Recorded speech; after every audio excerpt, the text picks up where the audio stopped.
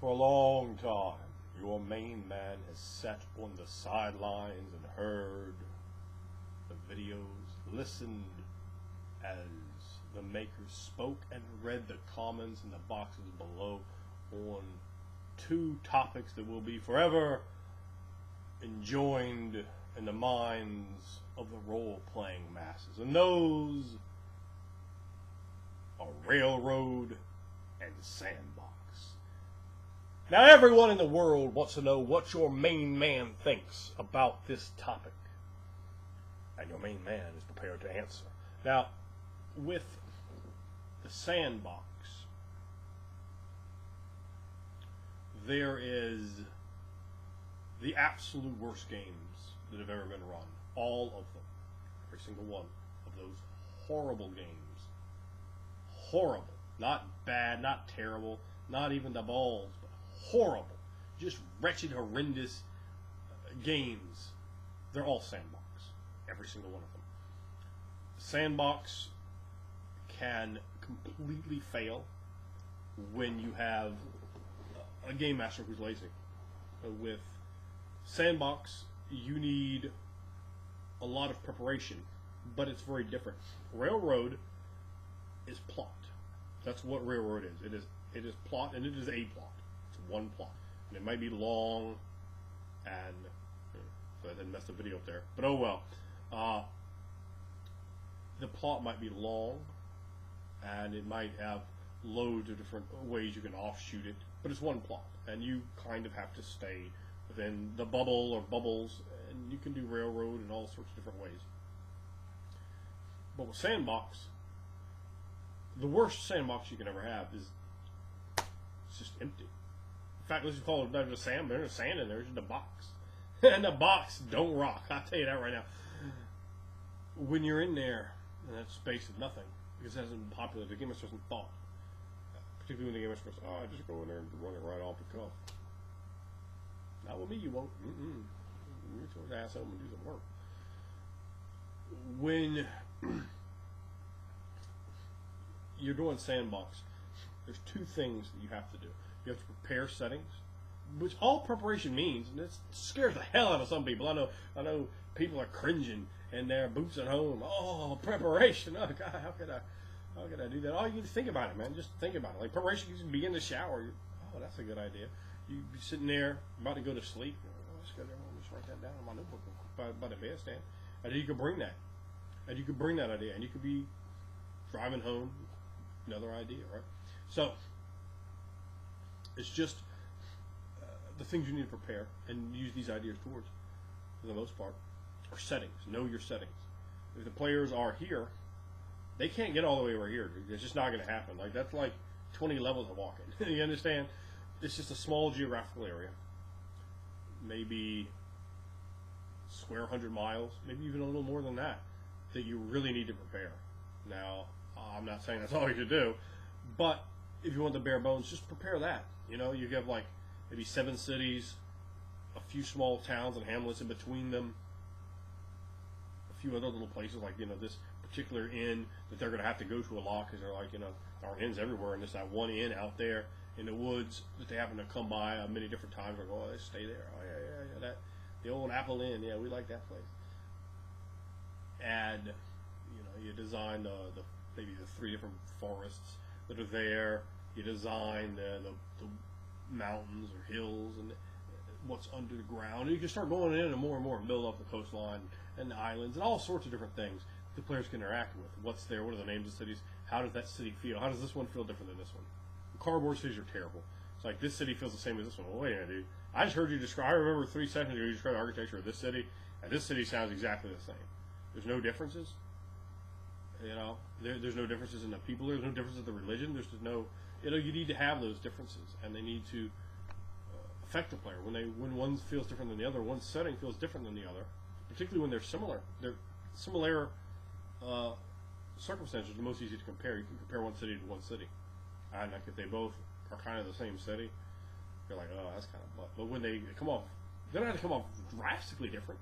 They could just be slightly different.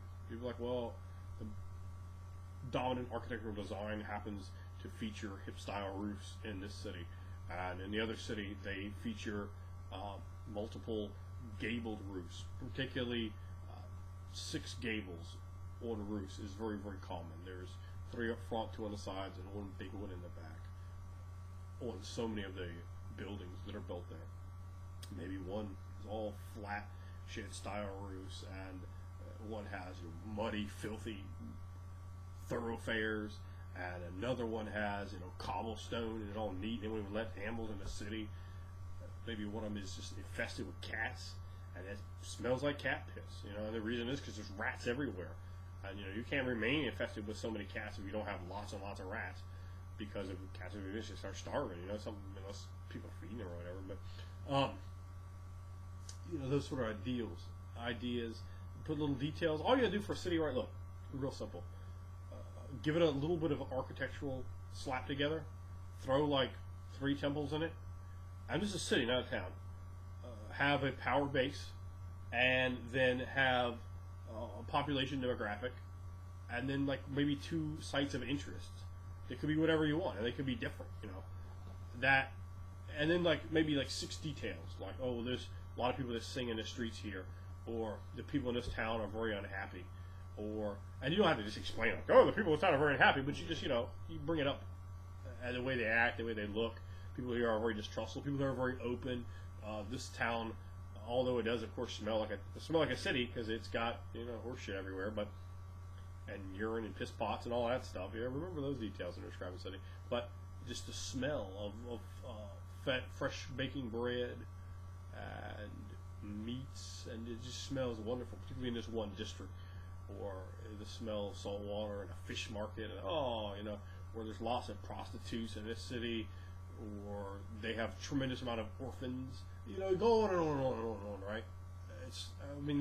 That's not hard. Like maybe 2 architectural details, and then a couple NPCs you throw in there, right? So, boom, you're done. You should be able to do that city, a whole city, right? And to spend like an hour. You might. I'm not saying you could put it together. I would spend way more time than that. It would not be with my tools. It wouldn't be up to my level of pleasure with myself. I wouldn't be happy with myself for only investing an hour in it, unless it was like just a great hour. Like, oh, I did everything. But then that's fine.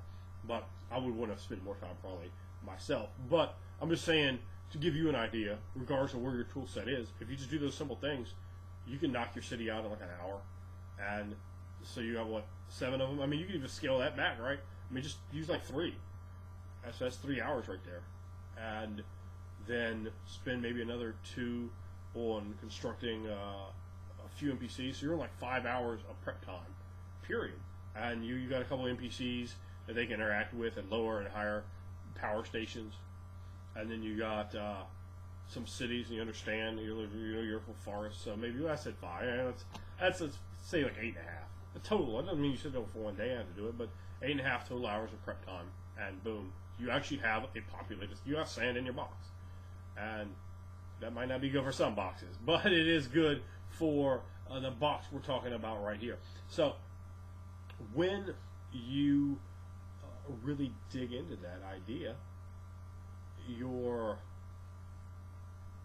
going to have something there, and that's the thing about Sandbox. When it's a lazy man's empty box, it's just trash, just complete trash. Someone just pulling everything out of the air. You can't do that. You cannot show up. And I know some guys are talking about videos, and I don't even believe most of them do that. Like, they have some ideas already in their head, and they have other ideas where they've been doing it for like 20 years. Of course, they got stuff that they can, they can bring in and already have settings and stuff set up. But if you're like, well, I haven't thought about this at all, then just sit there right now, right? If you was to come, if you came right at me, and I never really run something before, and I just had to make up a city, I had to make up an adventure, I had to make up NPCs, I had to make up plots, all right while we're going along. I'm like, oh, well, yeah, Bob over here says, what's good with your nugget, sucker? It just gets stupid. Now, the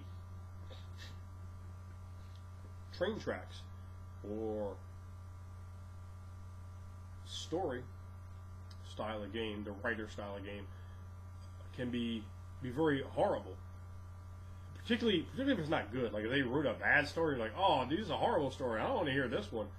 But you seem to have some other ideas. Like, let me go interact with this, and they force you to just endure box text after box text, particularly box text of dialogue or supposed, I guess, monologue. Right? This is a monologue from, because they're usually just one NPC. Like they can't really run in two NPCs at the time. That might be hard for them. But some of them is not. They'll be happy to run a whole bunch of NPCs where you sit there and do nothing.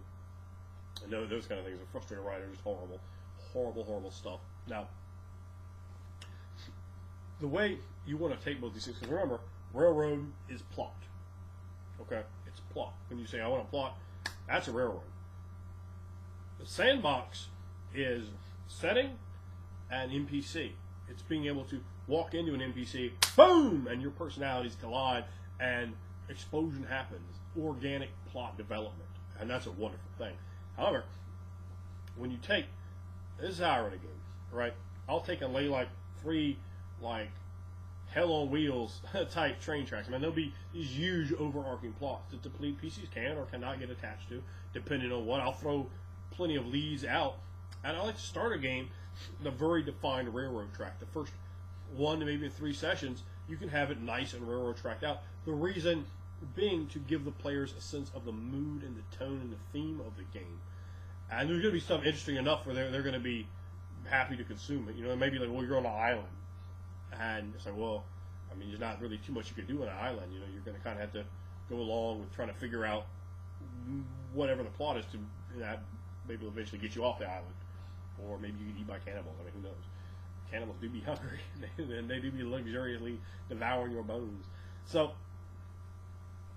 railroad can be great for allowing people to see, and that's so important, man. Mood, tone, and texture, because that can make one game completely different from another. And once your players understand that, they should always understand to sell, but now they understand how to sell. So, sorry, a little allergies here. Once they understand how to sell, they can bring that to you. They can bring that to your game and sell according to what you have going on. You want to sell differently in a Call of Cthulhu style game than you do in an Dungeons & Dragons style game. You might actually go fight the monster. In Cthulhu, no, you just run. You run a horror and you go insane. Maybe you might fire at it and effectively pointlessly, but that's all part of the horror anyway. I mean, that makes it even scarier, really. You're like, oh, bullets do nothing.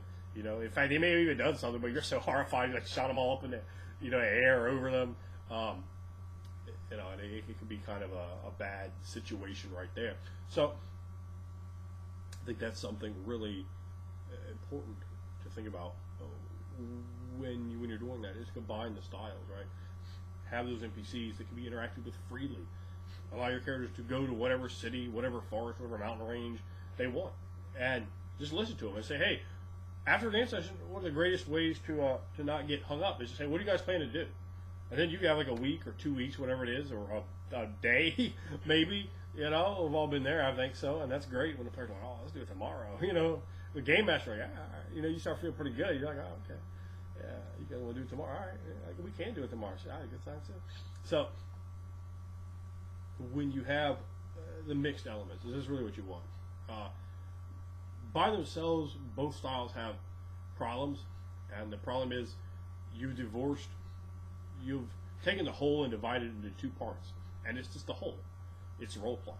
Role-playing needs some linearness to plot, to device, to have stories that are told like that, right? So we're running a year long, and I get you in that box, right? Or they get you in that railroad setting, and we have that very linear type of story, then that changes the pace. And when we get to that very freestyle, where the characters are more controlling things, then that's a different pace. And then there's more different styles you can use in paces. And you want to change things up because it keeps the players interested. They're going to be like, oh, well, we don't know what we're getting this week. We're getting dessert, but it's not always ice cream. Sometimes it's going to be German chocolate cake because that's delicious. And it's never going to be fruit cake because that's not really a dessert. It's not. And neither is carrot cake. So there will be none of that trash at the table. But there might be some chocolate chip cookies because those are scrumptious. You understand? And it doesn't really matter. But you want to give them different flavors, different looks. Now, I've never been to the mindset, the frustrated writer, where it's A, B, C. No. When you run a railroad, you got to give them to me, a lot of flex room. I want to make that very clear to myself. You give them a lot of flex room but it needs to be defined enough that you get across as a game master. You produce whatever points you're trying to get across, though the mood and the tone, the description of the setting. You know, you might have something designed for them to go from point A to point B, and point A and point B might not be what's important. It's between there, just the setting. You want them to see what the world looks like, because maybe it's a bizarre fantasy world. They're like, well, I don't really want to tell the players. I just want to describe it to them. So I'm just going to go through days of description. And as they go over here, now we're going to another description. Now we're going to describe this and this and this. So now they remember next time they come back. So, you know, they remember the strangeness of these, you know, flying slugs, you know, they're like the size of grasshoppers, and just little rock spider-like things, and the living grass that just moves around you. The way the road is, you know, set several inches above the ground, and it just floats there and contorts with you. Whatever it is, right? Those details, you can really impress upon them right there from the beginning, and that can be important. But overall, my thoughts on Railroad and Sandbox are there's no verses. It's just one thing. You know, it's like ripping your right arm off and then ripping your left arm off and going, well, I don't need one of those. No, I want both my arms, and I want all the tools that I can have access to, because that's how you can run a very long game, a very long campaign, is by having those tools and being able to do different things and use them in different places where they make sense.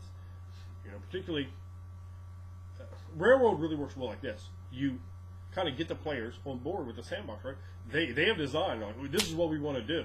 And I go, okay. So now you can lay out the tracks, because they've already jumped on. The big problem with Railroad is when they didn't want to buy a ticket. They're like, no, I don't want to get on the train. And you just throw them on there. Get on that train. Like, you Shanghaied that ass. Don't Shanghai that ass into your game. Let them decide.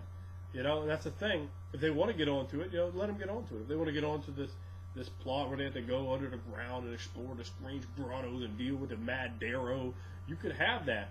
And it could be linear, because they have to go from one place to the next, to the next, to the next.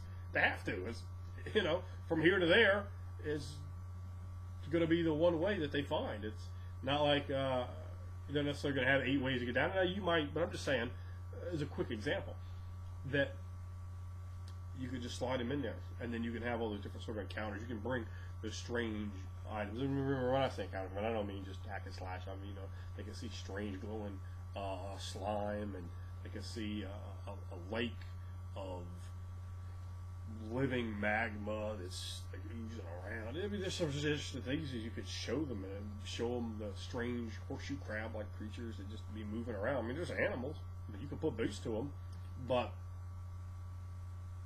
they're different. They're alien. They are not what you're used to, and that really can capture and make really make the whole deal a lot more special, just a lot cooler. So that's my thoughts on Railroad versus Sandbox. That there is no Railroad versus Sandbox at all. That's just a delusion. And if you don't know how to Sandbox, learn. If you don't know how to Railroad, learn. And if you don't know that you need to get them to buy the ticket, you just learn that. So that part's done. You understand what I'm saying? You've learned that you don't need that. You don't need to force it down their throat. Just let them buy into what they want to buy into. You know, it's simple. And if you want to have that real structured plot, wait until they bite on one of your NPCs, one of your hooks, if something happens. Oh, that gives me an idea. Now next week I'm gonna sit down and lay this whole deal out, and then I can bring it back, and like for a week, or for 3 or 4 weeks or 10 weeks, whatever it is, they can play this deal out because they've already bought a ticket. And that's the real thing you want to do with Sandbox, is make sure you're seeing what they want, and then you build it and you give it to them. The great thing, or with Railroad, I mean, the great thing about Railroad is you can have it so tight, like all your rooms can be detailed, all the NPCs they meet can be detailed, all the aspects of the city, all the encounters or combats or whatever it is, they can all be detailed. It's not trying to mix and match and put things in. It can be right down the line, and that can really get players interested. You know, you could put things like murder mysteries together. You could put ideas that are very dramatic and ideas with big payoffs in terms of, oh, you get to marry the Duchess, or you know, you end up getting this tract of land, or maybe your character gets beat down and tar and feathered and run out on a rail. You know, I mean, you don't know. You run out right on that rail. So, you know, there's my thoughts on the Sandbox versus Railroad. Let me know what you think in the comments down below.